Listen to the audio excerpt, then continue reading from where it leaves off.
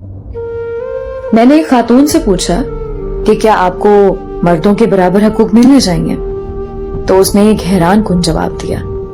اس نے کہا کہ مجھے برابر کے حقوق نہیں چاہیے۔ میں نے تفصیل چاہی تو اس نے کچھ یوں بیان کیا، میرا جائیداد میں باپ کی طرف سے حصہ ہے، بھائی کی طرف سے حصہ ہے، بیٹے کی طرف سے حصہ ہے، خامد کی طرف سے حصہ ہے۔ جب میں مردوں کے برابر آ جاؤں گی تو میں ان حقوق سے محروم ہو جاؤں گی۔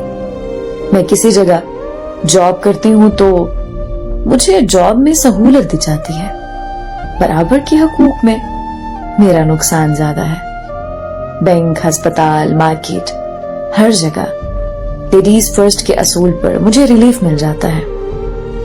میں ابو سے ملنے جاؤں تو وہ کھڑے ہو کر ملتے ہیں اور بھائی کو بیٹھے بیٹھے سلام کر لیتے ہیں۔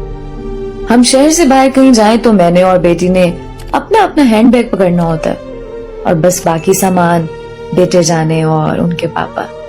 ایک بار راستے میں گاڑی رک گئی تھی تو مجھے اسٹیئرنگ تھما کر بیٹے اور میاں نے دھکا لگایا۔ برابر کے حقوق ہوتے تو مجھے بھی دھکا لگانا پڑتا۔ سبھی بڑے اور بھاری کام خود بخود مردوں پر جا پڑتے ہیں۔ مجھے کبھی بل ادا کرنے نہیں جانا پڑتا، کبھی پینٹ والے کے پیچھے نہیں دوڑنا پڑتا، کبھی الیکٹریشین کے ساتھ دماغ کھپائی نہیں کرنی پڑتی۔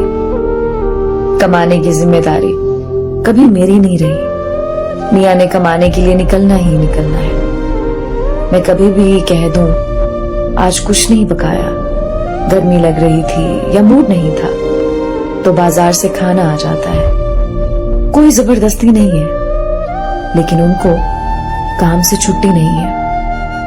میاں کی انکم پر مجھے حق حاصل ہے، میری انکم پر صرف میرا لباس ان سے مہنگا ہوتا ہے، میرے جوتے کپڑوں کی تعداد ان سے زیادہ ہے۔